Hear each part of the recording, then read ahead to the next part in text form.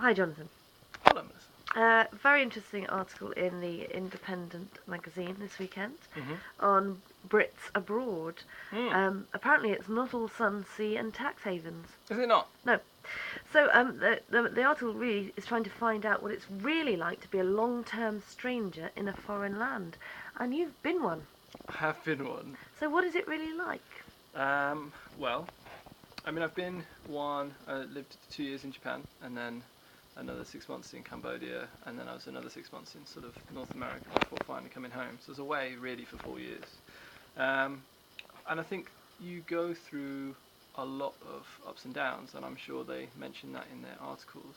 But there's a real sort of oscillation between sort of being completely in love with this fantastic new place and this exotic, incredible sort of country, and just noticing all of the wonderful things that you notice when you first arrive that are all just lovely because you're so excited about being there in the first place.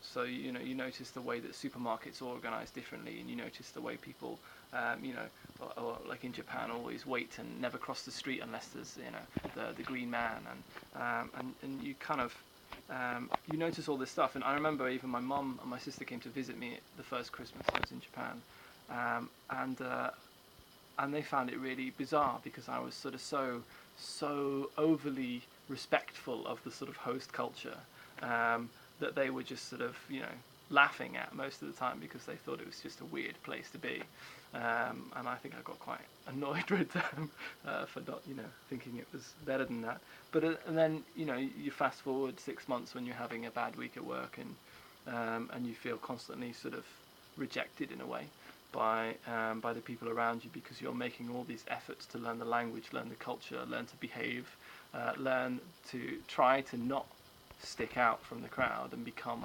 one of them, and none of that seems to be respected, and you're always on the outside looking in, and then and it constantly bounces back and forth.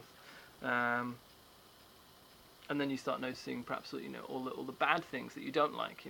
I think I remember at my lowest point in Japan, I remember just almost breaking down in my kitchen because I'd find after a year and a half I'd found a shop in Japan that sold McVitie's digestive biscuits, and I took these home and I had a cup of tea with tea bags that my mum had sent from England, and I made my cup of tea and I opened the digestive packet, I dunked it and I tasted it, and it was rubbish, and it was a completely different recipe for these rubbish digestive biscuits, which were smaller, and I just got really upset with the world. Um, and then sort of fast forward again when you actually do come home, you have to deal with the fact that everybody has got a different 2 years or 3 years worth of experience to you. So all of the popular culture that's happened, you've missed. Like all the TV, the music, the pop music. I remember I came back and I didn't know what BBC iPlayer was, and people were flipping out, going, "What the hell? Like, where have you been on the moon?" But at the same time, they don't have any of the cultural references that I do, so it feels a lot like you can't have conversations with your friends.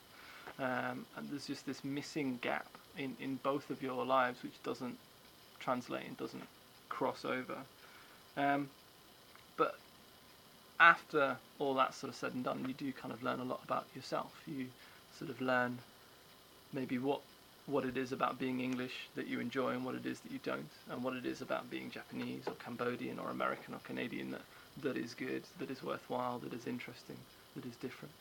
Um, and you work out what you want to be and where you fit or don't, and then you just get on with it. Thank you.